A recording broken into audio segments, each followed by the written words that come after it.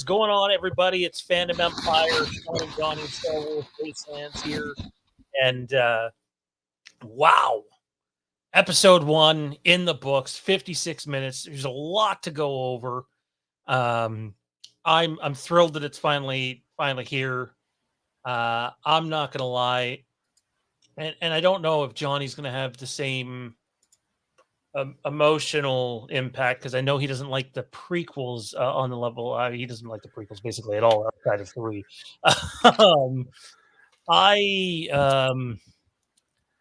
Dude, I almost cried.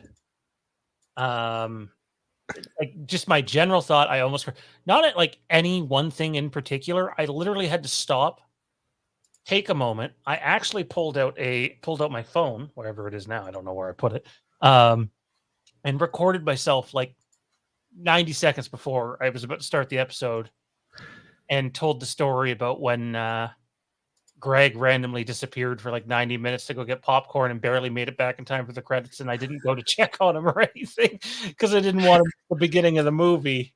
And I mean, look, I was a teenager, I'm almost 34 years old now. But it's nice to see, the teenage self in you come out a bit. And in terms of what we got, it's basically exactly what I expected. Probably even better than what I expected for episode number 1, because we know it's a consistent story 1 through 6. It's not like Mando where it's going to jump around a bit. Wow, Deborah Chow, man. Deborah Chow. That's my initial thought. Just wow. How about you? I mean, it's wow is yeah. I mean, I don't have the love of the prequels that you do, and I've made no secret of that. But this was just wow. I mean, there were moments where I definitely got excited, moments where I definitely, I was wowed. And the story just sucked me right in immediately. Like there were moments where I was like, "Oh man, is he about to? Oh, I loved it. It was everything I'd sort of hoped it would be. In that broken, he was old Ben for 98% of this episode, and I loved it. There's we talked about this a little bit more recently on the channel. But he could have showed up and put on his Revenge of the Sith Obi-Wan Kenobi performance, and nobody would have blinked an eye and would have been fine with it because it's Ewan McGregor as Obi-Wan Kenobi again. Mm-hmm. But to make the conscious effort to find a way, and Ewan's talked about the struggle to find the balance between episode 3 and episode 4, and he wanted a balance of them both. He's an executive producer on this. He was adamant on certain story elements of this and the way things would be portrayed. And he made a real effort to harness some Alec Guinness. Yeah. And so, let's start with Obi-Wan. The show's about him. Actually, let's start before Obi-Wan. Let's go all... We're going to be doing bigger breakdowns of these episodes, by the way. These are immediate reviews. Where we'll go for 30 or 40 minutes. Once the other people on the channel have had a chance to see it, Ian's, Kieran's, Tommy, those guys all have a chance to have their say as well. But by the way, if you're watching live, which I know is not many because people are doing the watch parties, and I already went on about that tonight.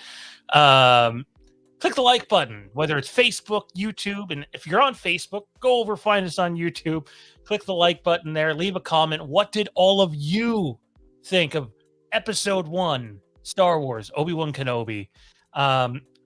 Before we get into the characters, Johnny, let's start with the beginning. The choice to open up on a recap of the prequel trilogy, the way they edit that recap, and I'm a prequel fan, is the best light the prequel has ever been. Not only did and this could just be me messing around with my own head, I've just recently watched all the prequels over the last month or so. Not for the first time, obviously, if you've been paying attention so far. But I'm telling you, like, I literally just watched Revenge of the Sith. Something looked different. I'm not saying they're new scenes. It's not the case. I don't know if they've added a filter over it or something else. It was just sort of in a different light. The looking back at the prequels at the beginning, and not to mention, as I said off the top, you and I are basically the same age. We're almost 34 years old. A lot of people that are watching this are going to be 20, 15, 10, 12, and maybe they're not familiar with the prequels. This is a nice little recap. It gets you started and right into the a minute or so of Order 66, which you never want to say something like that looks beautiful. But boy, was it wonderfully shot. And it actually, I got the Old Republic vibes from that scene we saw. It reminded me of that first cinematic we got of the Old Republic. See, completely blown away by the recap and the Jedi Temple stuff. How about you?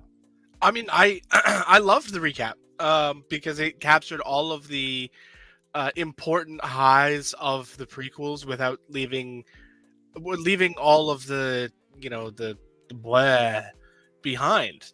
And that was, I loved it. I enjoyed it. I mean, I think you're right about the filter. It certainly looked more blue, I guess. The sort of like was popping a little bit more. Yeah, it just seemed to have more of like a bluish filter to it, which I liked, actually. I really enjoyed that. For me, it was more the I don't remember this part, and I was I said it to you, and they said that line of Yoda's at the very end of that recap, was that new? I don't remember that in the prequels. I will definitely have to go back and check that out. I honestly don't know. I wish I did know. Hang on, did our video earlier get taken down? I have no idea. I haven't looked. No, we're still good. Okay. It's still there. Still good. YouTube's just being weird today. It does that sometimes. Terry says he's watching it now. What did everybody think? Regardless if you're watching live or after the fact, if you're watching after the fact, which most people will be, comment down in the comment section below. We want to know what you thought of Obi-Wan Kenobi, episode number 1. We're not talking episode number 2 yet. Because we haven't seen it yet. Most of you probably talking about watching episode number 2. I'm already dreading the shortness of it. But I'm actually not. I really wanted to see every single episode around the length of what we just saw. I'm not in. The time doesn't bug me until I actually see it, I guess. Like if it's 45 minutes, that's good. Like there were definitely some parts in this episode where if they'd have been left on the cutting room floor, I wouldn't have hated it. But I think the only thing that really stands out to me that I would have left on the cutting room floor was I don't know if we needed to recap what Ben was doing. Obi-Wan, Ben, whatever. Again, like in terms of his day-to-day life. But yeah, they did it a little quicker this time, and I think they just wanted to get the point across. Hey, that wasn't just one day. This is every day. But they could have cut that out. I mean, I liked seeing it the first time through because it actually that was the first time we got to see that, oh, Obi-Wan doesn't live here anymore. Because when he gets to that point where the old man in front of him was like, this is half. I have to feed my family. I'm sitting there and I'm literally looking at my screen. And I'm just like, oh, it's coming. And he does nothing. And it's like, Obi-Wan Kenobi would not have done nothing. He would have done something. But again, he's. I loved it. It was perfect. It was great. Exactly. All the man babies are going to be like, well, my Obi-Wan Kenobi wouldn't have done that. He would have stepped in and saved the day. He's lost everything.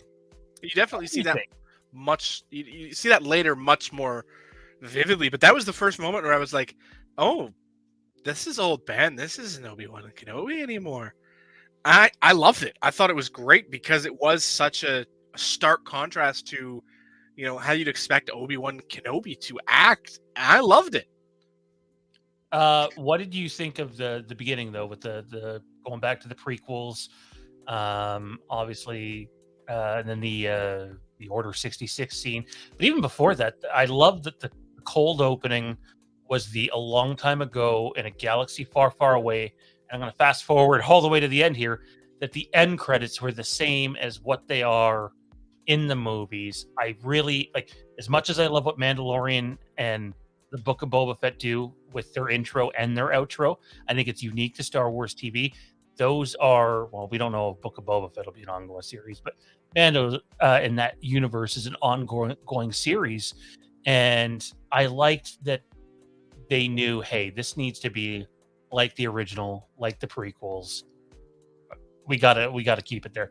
What did you think of the credits? It's such a small thing, but the opening, the recap, which was, I mean, it takes you through all 3 episodes, and like you said, cut away a lot of stuff, but in a good way. And then we get that Order 66 opening. I was trying to see if I could spot Anakin anywhere in the background, and I'm like, right, he's not going to be having a red lightsaber. He uses a blue. You wouldn't spot him. He could be just any Jedi. Yeah, no, I mean, everything about those first 3-4 minutes were just amazing. Like you said, I think you hit on exactly when you compared the Order 66 scene to the Old Republic, because it really it evoked that level, and I liked that a great deal, just because Order 66 was just something that sort of like happened, in the prequels. When it actually happened in Episode 3, it was like, oh, okay. We hardly got to, we got the montage, but we didn't really get to see it. Like we got that quick flash where they showed a handful of Jedi being slaughtered, and that was it. Whereas lately we're getting more of the nitty gritty, actually getting to see it.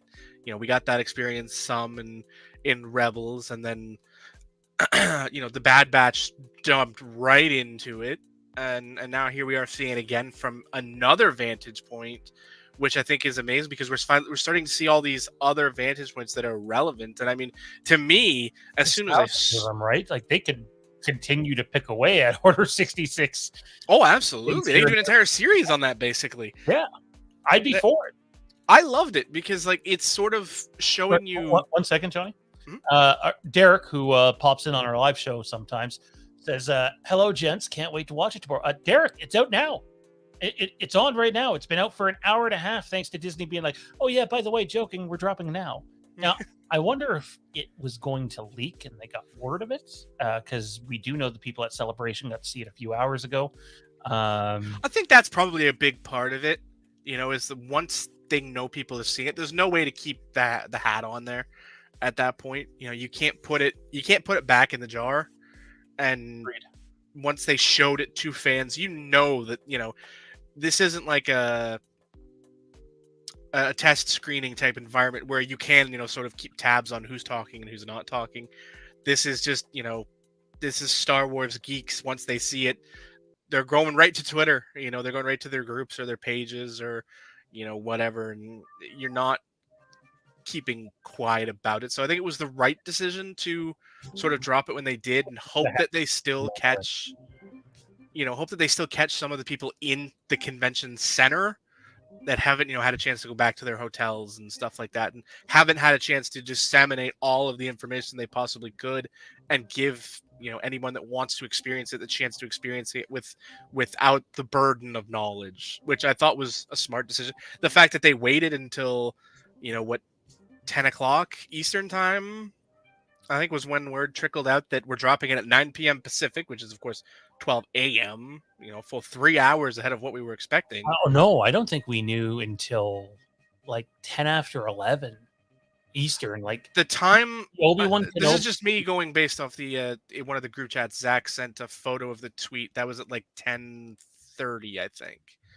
And it was time stamped like 20 minutes ago, I think, or something like that. Or it was relatively, I mean, even if it's like 10:30, still it's, the Obi-Wan Kenobi Twitter account tweeted it out just before 11:30 Eastern time, which means he must have got it from somewhere else. It was the official Star Wars account. He'd sent the tweet. So it took some time from the Obi-Wan Kenobi account, but like that's really late notice. Very much so. who is The Rock's favorite Star Wars character, Obi-Wan Jabroni.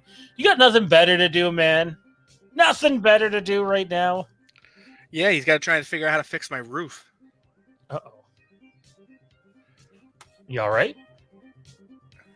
He let my roof get destroyed. Again. Oh, another time.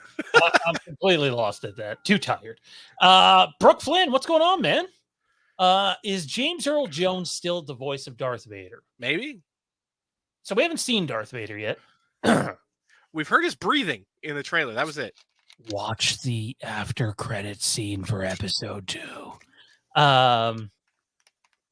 Which we haven't seen yet. I just know it's there. We just know it's there.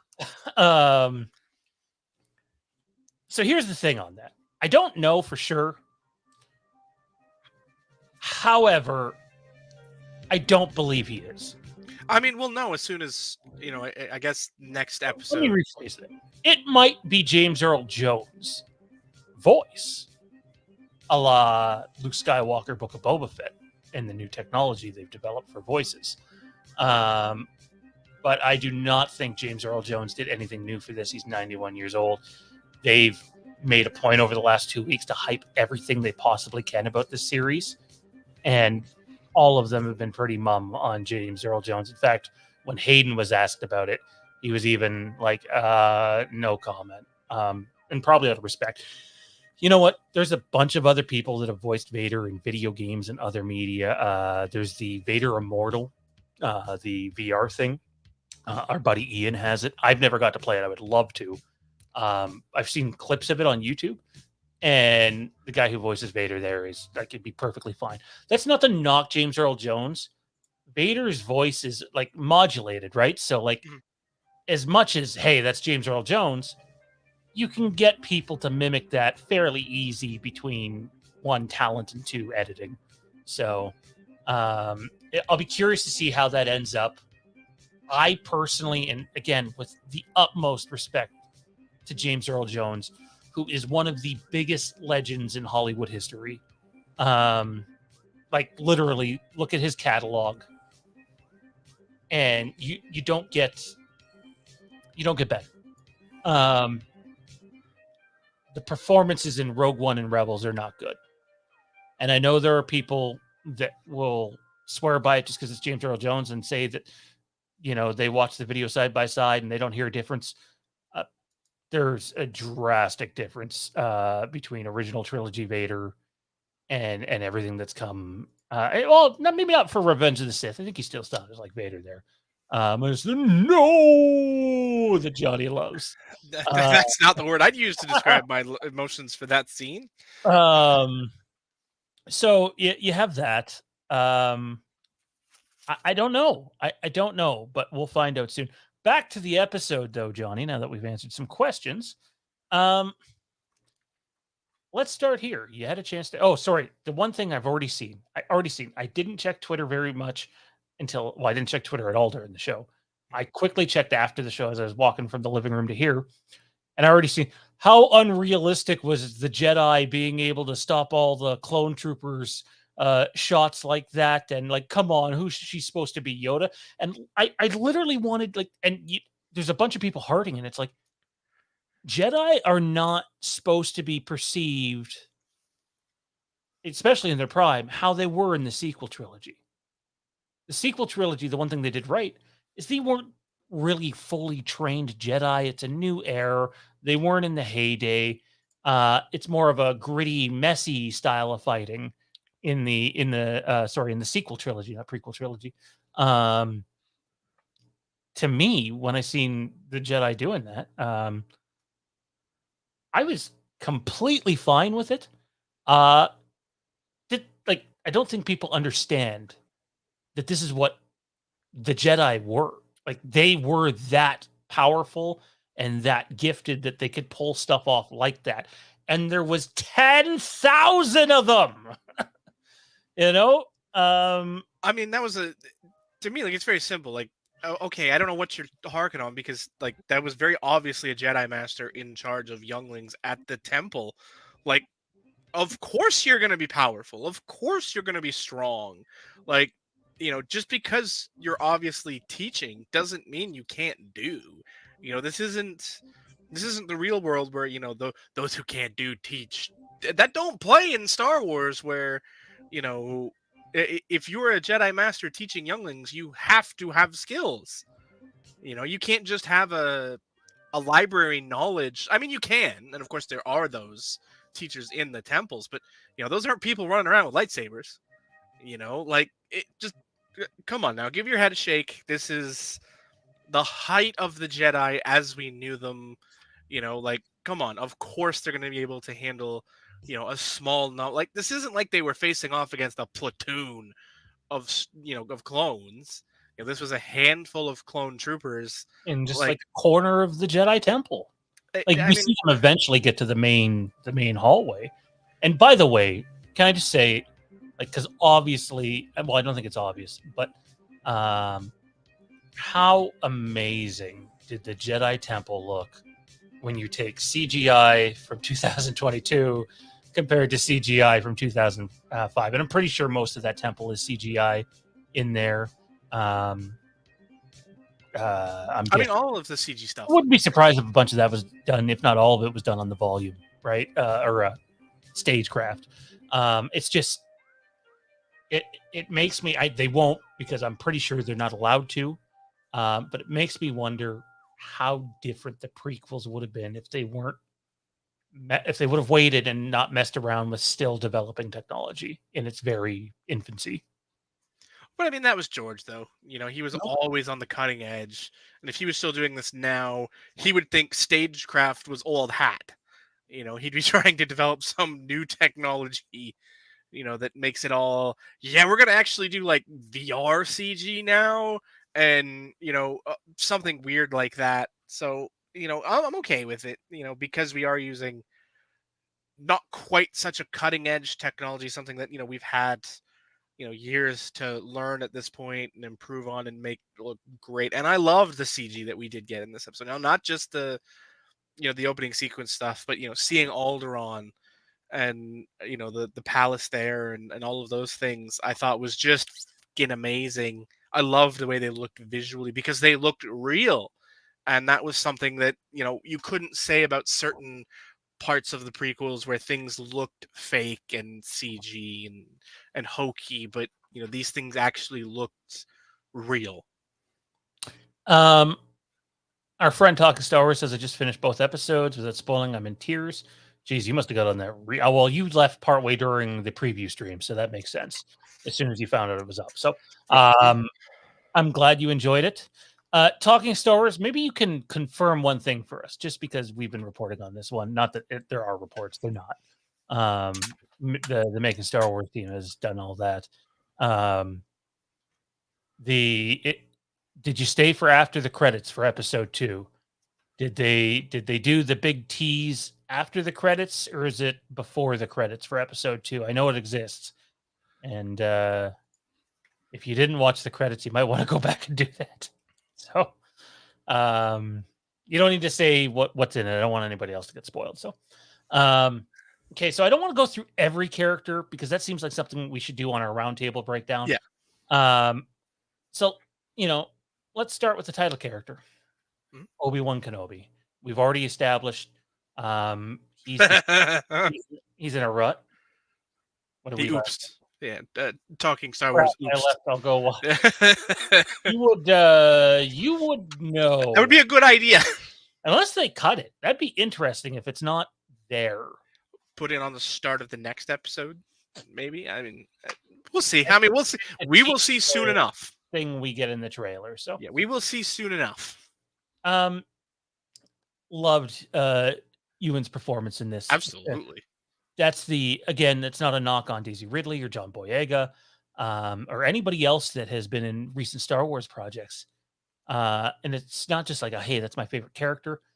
Ewan McGregor is a Emmy Award-winning actor.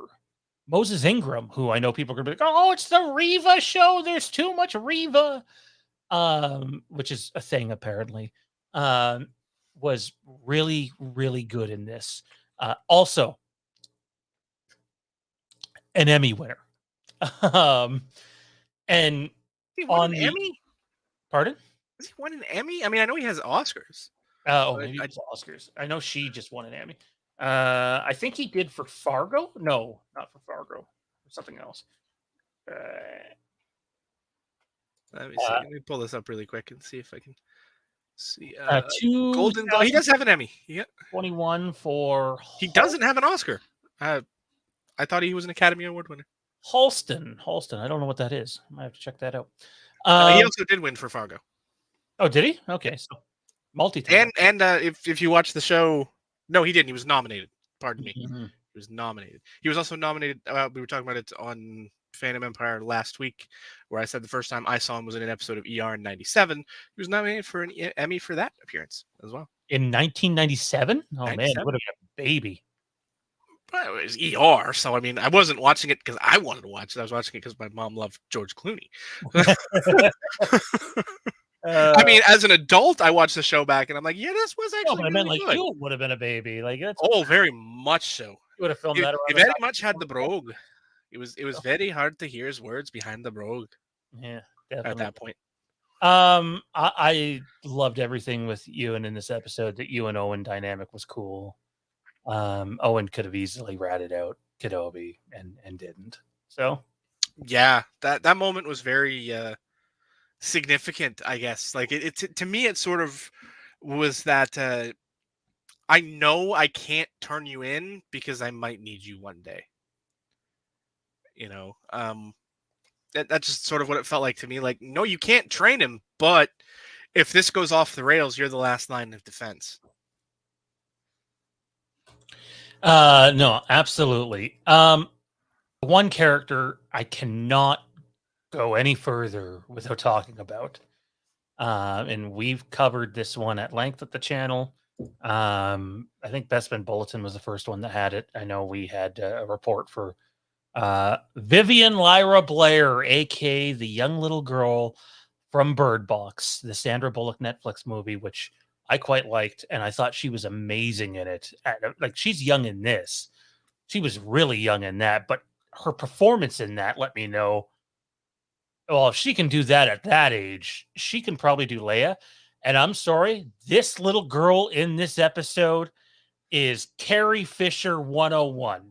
Absolutely. I mean, that was my take. Like, when you first see her in that sequence, when she runs away and ends up in the forest and climbing the tree, and like there's little mannerisms on her face where I'm like, that's Carrie. I can see Carrie Fisher. I can see her growing up to be Carrie Fisher, and I loved it. I thought it was, it was my favorite performance of all the new characters. The new performers in the older characters, I should say. A quick little 3PO cameo. That was cool. I like that. I was like, I saw it and I'm like, where's that? Is that 3PO? And then you hear the voice and I'm like, well, that doesn't mean that it's 3PO, but when we're on it, how cool was it to see like a ton of Alderaan and to actually feel that, hey, yes, the sequels took us to all these realistic locations, but intentionally avoided places like Coruscant or anything that had that sort of sci-fi feel to it. And I feel like Star Wars has lacked that feel in live action for a long time. Even The Mandalorian hasn't gone there very often. Up until the Mando episode in Book of Boba Fett, I thought that one went to a place, that seemed futuristic. I loved Alderaan. I thought it looked fucking incredible. It was nice to see something a little different, and Vivian Lyra Blair's performance as Leia is just, it's so fucking brilliant. And the sass and the comeback at her cousin. Oh, I loved that. I love that so much. Like I said, everything about that was just like, I can just see Carrie Fisher looking at this and just smiling and being like, "You go, girl." Like, I loved it. Oh man, I was in love with that performance. It was amazing. She was so fucking good. And spoiler alert, you're gonna see a lot of her. I know they didn't have her in the marketing. That was the big secret for like the people that don't get on here and follow. And there's way more of them than there are diehards. That's just fact. are going to be surprised. And like we were alluding to in the preview, we knew that is why Obi-Wan left the planet. I did not know, though, he would be like, yeah, no, find someone else. I loved it. I was like, oh, like you could see the guilt weighing on him the next day. Yeah. But like, oh my God, man, I can't wait to go out there and see more of Leia. So utterly brilliant. Loved what they did there. And I don't know if they sat her down and said, hey, we want you to watch all 6 episodes of Star Wars here. Meaning the first 6 movies. Not that the sequel trilogy doesn't count. They do, whether you like them or not. It's like she was, as much as she was Carrie Fisher, Padme and Anakin seep through her performance as well. And yeah. I don't know how old the actress is now, knowing that this was filmed last year, but I sense she's probably older than she looks. Let's see. I'll wait for you to pull that up anyway, if you can. Vivian Lyra Blair. I'm trying to. Shockingly, very little information on her IMDb page. She's very young. But anyway, yeah, no, I thought she was great. I thought like Jimmy Smits is great in everything he's in. Like, oh, he's Jimmy Smits. There's no doesn't matter what he's about that. Yeah, it's almost heartbreaking to know though that family just all gets blown to hell. I have her at 10 years old right now. No, 9 right now. Holy birthday in June, 2 weeks. God, a week from tomorrow. A 4 week from Saturday. 5 when she filmed Bird Box. Then like that's insane. Remember this name that has star written all over it. Holy crap. Any final thoughts on just Leia and Alderaan and Bail? I liked that whole dynamic. That was really nice to see a day in the life of the Organas. I loved seeing that, the entire Alderaan sequence. I thought was amazing because you got to sort of pierce behind that curtain and see some of, Bail grooming Leia to be the future leader that she is. And, I loved all of that stuff, from her dealing with her cousin, in the way, he treated the droids. And, I loved all of that because I could see Carrie in it, and I could see Leia in it, and seeing Leia who she grows up to be, and it definitely, like you said, it was very Padme-esque, like the way she, the pawn off the handmaiden trick was right out of her mother's playbook. I loved that, and she sort of mixed in the Anakin by running out into the forest and climbing the trees. Like that was the perfect blend of both of her parents.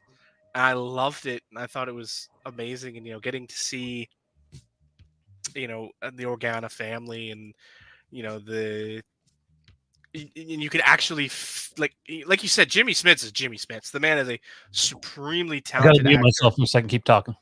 He's a supremely talented actor who does not get near the love he does for the things he does. But that sequence there where she says, "I'm not an Organa," I don't have the blood, all that, and just the emotion on Jimmy's face when he's, "Don't you ever say that again." Like you could feel the emotion in that moment, and I loved it. Just everything about Jimmy's performance in that entire episode was just phenomenal. Maybe some Star Wars fans won't grasp this because they don't look at it on Star Wars on the level of a Logan or a Joker. Or just character piece films. I now see, I'm not saying it's on that level. I need to see more. But I now see why Deborah Chow is making that comparison. It's very, at least so far, obviously the action will pick up. But episode 1 is very character driven, man. Like extremely character driven. Obi-Wan. It's 100% character driven. Obi-Wan, Leia, Owen, Reva, and by the way, let's give some love to the Grand Inquisitor. I get it, the look is not great.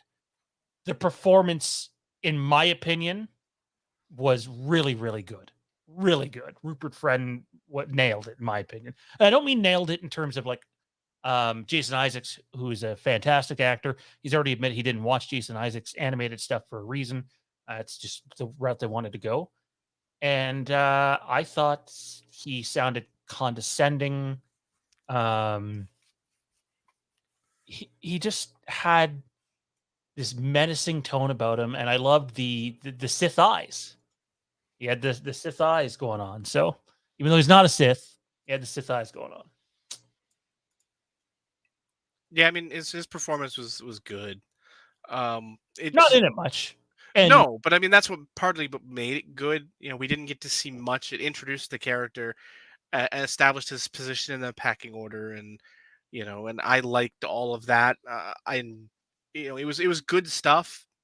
I mean, sure, but I'd love to have seen Jason Isaacs in that role. Absolutely, because again, that's a extremely phenomenally talented actor who again you don't see in very much, but I think Rupert did a good job, sort of bringing the character to life without relying on the things we've seen. Like, I understand not watching the cartoon stuff because you can't it is very difficult to sort of bring the cartoon mannerisms to the screen because you don't really want to, because cartoons are more exaggerated and more you know I guess phony in a certain way. You can oh do no, more things. you're right. It worries me though, because like there's rumors of them using their lightsabers in the helicopter lightsaber style like we've seen in Rebels. So um but yeah, I wouldn't pay too much close attention to the comments. I think that dude just spoiled something. So Yes, uh I said no. That definitely hasn't happened I yet. think that happened, but yeah, I thought that was happening in episode number one, though, if I'm being honest. And but yeah, they know, and they should know considering they're standing. There's very few people above them. But the acting in this dude is so fucking good from start to finish, and like as much as I love Mando, and as much as Book of Boba Fett was definitely hit or miss. There's some good and bad things with the sequels as well. Subjective, obviously, to each individual. The acting in this is just on display from start to finish, and it's really good. Did you have a favorite moment of the episode? If you had to Uh oh pick man, one right now. there's so many. Like I didn't expect there to be quite so many moments that would stand out so soon after watching it, but wow. I think if I had to narrow it down to one moment that stands with me, it would probably be the Here, I'll give you time to think about it. I know. yeah. Um, as much as I want to pick a Leia moment, because there's a bunch of them, I can't. By the way, Flea from Red Hot Chili Peppers was the one bad dude. Thank you. Yes. Oh, that was bugging the crap out of me because I was watching it and I'm like, was Michael Rooker busy this week? Like, Yeah, but Leia. I loved it. He actually did a phenomenal job. We've talked at length, Paul, on this channel. By the way, you can check us out on YouTube as well, man. Got a bunch of Star Wars content coming. Anybody who's new watching right now, YouTube, Facebook, whatever, head on over to YouTube, click that subscribe button, hit that notification bell. We have so much Star Wars content coming. We're going to be doing this each and every Wednesday for Kenobi. I'm going to see if I can talk this guy over here into Andor with how good that looked, but we'll approach that when we get there. I'll say this as far as this episode Kenobi went, 6 episodes, if that's what you're yeah. referring to. It was weird to me watching this episode because there was one thing that I was like, wait, that's not Sung Kang as the fifth brother.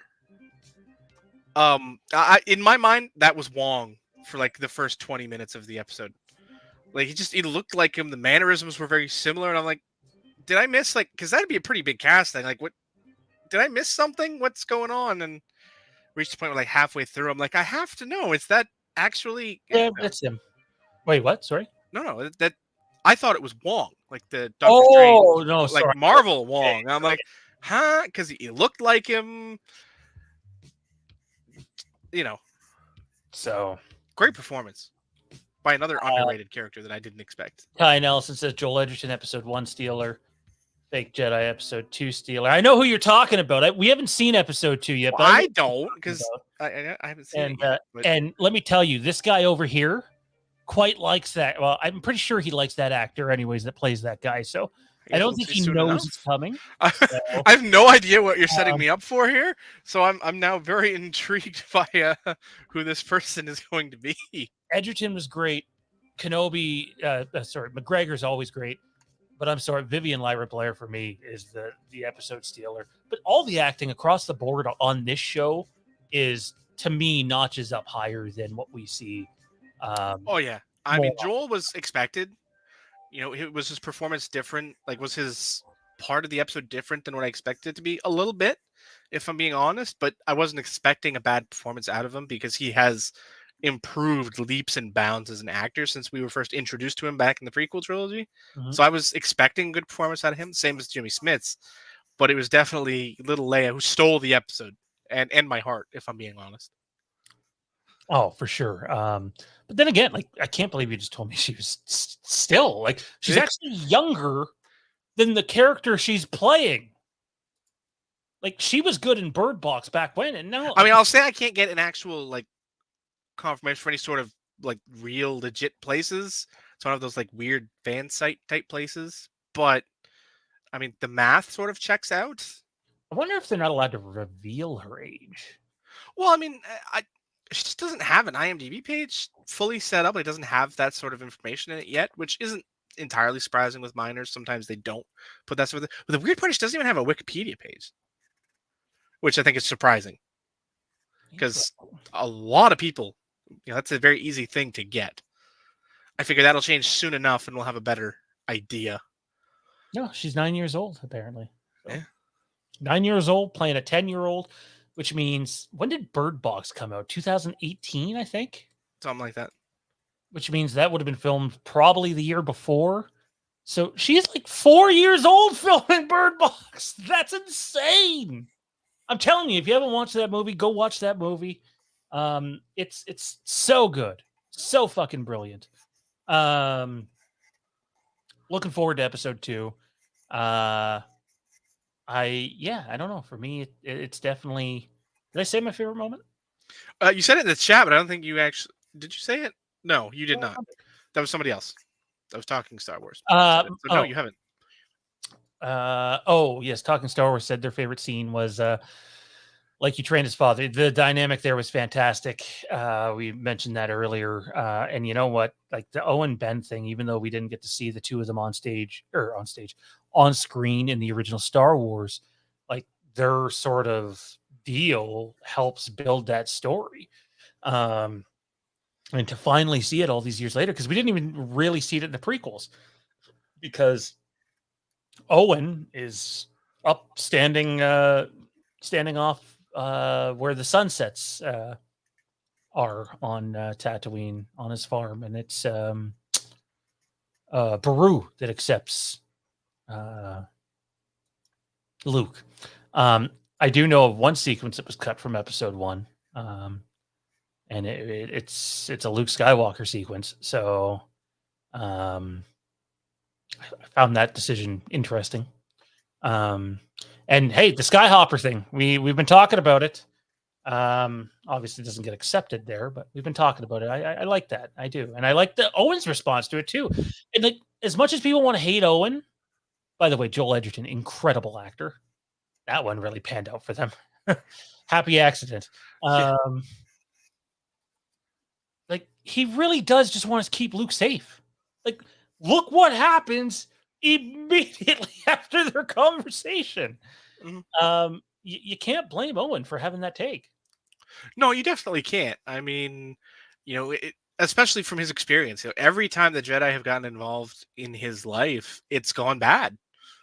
Bad things have happened. Shmi ended up dead. Anakin ended up dead.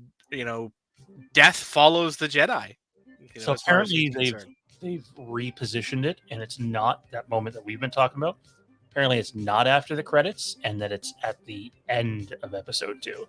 So no post-credit scene, but the scene that was supposed to be a post-credit scene is actually just in the episode now, which is kind of cool. I've never been a big let's do post credits for Star Wars. That's very Marvel. I know other people have picked up on it, but yeah. My favorite scene, dude, it's Kenobi dropping off the Skyhopper at the Lars homestead. And first of all, we don't get to see the Lars homestead too much at nighttime, and the lighting was fantastic in that scene. And then him with Nari, that conversation, utterly heartbreaking, utterly devastating. Obviously, the after result of it too, brutal. Which I believe that might have been cut too. I don't know if they actually filmed him dying. I feel like I've heard places say that they did. That's just me. That scene was just so powerful. Like and you kind of understand where Kenobi's coming from. Like, you know, he tried to politely get the guy out of there. Like, you know, you're gonna bring too much attention to the kid, and he did. That was my favorite scene. I think, you know, I've had some time to think about it here. I think for me, my favorite scene in that was probably Obi-Wan and Tika, you know, the Jawa. It just, I love that sequence. It was fun. It was funny. It was, you know, you got to see a bit of that Obi-Wan Kenobi wit, which was nice, you know, especially in that. If you're going to steal from me, at least clean it. Yeah. You know, sounded almost like one of the lectures he used to give Anakin, like. And then the response, cleaning is extra. Like, it's, I loved the wit of that whole sequence. You know, seeing the Skyhopper and getting that, and then, you know, somebody broke my evaporator. Oh, look what I have! You know, like, you know, as soon as the Jawa reaches in, that it's like he stole it from him, didn't he? And then it turns out to be exactly that. I loved it. I found it interesting that he doesn't keep the lightsabers in the hut. I figured he just would have had them buried away in his little cave thing. I all these years later, by the way, that he actually ends up in a cave and not the hut after we used to call our old friend Ben Hart, Caveman Hart. Yeah, like, it's definitely funny. You know, that joke. I mean, for me, it definitely made sense, especially with, you know, Obi-Wan's insistence on, you know, bury it in the desert and forget about it. You know, it makes sense that that's what he did to it, and it now makes me wonder just how many lightsabers are buried in the sands of Tatooine. You know, so I'm interested. I'm intrigued to see where it goes from that. Like, I liked it. I enjoyed it. I thought it was fitting. You know, seeing him have both sabers, and that part, there was a little part of me that was like, oh, he went to Tatooine and he buried the sabers, and obviously we know he kept Anakin's because he gives it to Luke, but like just seeing them side by side in the box like that, just seeing the recap at the beginning of the episode, as much as this is an Obi-Wan story. This still is a story that is primarily focused on the aftermath of their relationship. And if I can, this is what I would close out my portion about the episode 1 review with. And again, we'll do a much more detailed breakdown of the first 2 episodes when we get the rest of the guys on this. But the biggest thing that stood out to me was that I've completely and utterly lost my thought. It's 2:00 in the morning and we'd just be starting our preview show under normal circumstances. Oh, hang on. Let me take a swig of the energy drink. In our defense, we didn't get quite as long to nap as we had planned for. Yeah, like I didn't at all. So, I got about 3 hours less than I'd scheduled. So, the biggest thing that I took from this was it's this, like, it really is the sequel to the prequels and the prequel to the originals. Like, at least episode 1, it did feel that way. It's like, oh, like even like seeing them for the first Kenobi for the first time, it was like, I'm seeing Ewan McGregor as Obi-Wan Kenobi again. Mm-hmm. There's something truly magical about that for me. Final thoughts, man. Because I I'm mean, done with the episode. it absolutely was magical. It definitely set a tone for the things to come. It sort of set the table for things, we expect. We've sort of long speculated on, the inevitable Anakin Obi-Wan fight and Obi-Wan trying to turn Anakin back to the light one last time. You definitely see that foreshadowed quite a lot with, the insistence of showing, Padme there's still good in him. I mean, I think they had her say that line 3 times in this episode. Yeah, I They flash guess. back to it. Yeah, for sure. I think we're gonna see way more. Again, I don't know this part for sure. And we know quite a bit at the channel. If you've been following the leaks, it's not hard. But I wonder how much conflict we're gonna see with Anakin and Vader. And I think it might be more than the Vader diehard fans want, but it should be, because as much as this brings up everything for Obi-Wan, I'm sure after a decade of being unable to find him and then finally seeing him again, whether the intent's to kill him or not, you can be the baddest Sith you want, and that's still going to come back. You can already smell the conflict coming between. Oh, they're setting it up, yeah. No, not just between Anakin and Obi-Wan, but between Reva and Vader. She's doing a no-no. You're hunting my prey. Yeah, he's hands off. That's mine. Nobody goes after Obi-Wan Kenobi but me. Like, I feel like that's what's going to come down to. Nobody kills him but me, so I kill you. I can sort of feel that coming, but I don't know that one way or the other. In the risk of ending on a negative note, which I won't, because I'll follow it up with something positive, let me ask you this. Was there anything in the episode like that you just really didn't like? Because I know there's stuff in the prequels where you went, I really didn't like that. For me, there was nothing. And if I had to nitpick, and it could be recency bias saying this, I'm probably going to watch it 2 more times tomorrow. I know I got to watch it with Jade at the very least. Is the forced stuff, and I know where it was shot too. Just it forced in Los Angeles. The forced stuff looked a little low budget. Outside of that, I can't find anything, man. I mean, if I want to get downright nitpicky and be like, if there's one part of this episode that I didn't quite like, it was just how inept the kidnappers looked when they were chasing Leia. Mm-hmm. Like they looked like. Before you finish that thought, watch episode 2.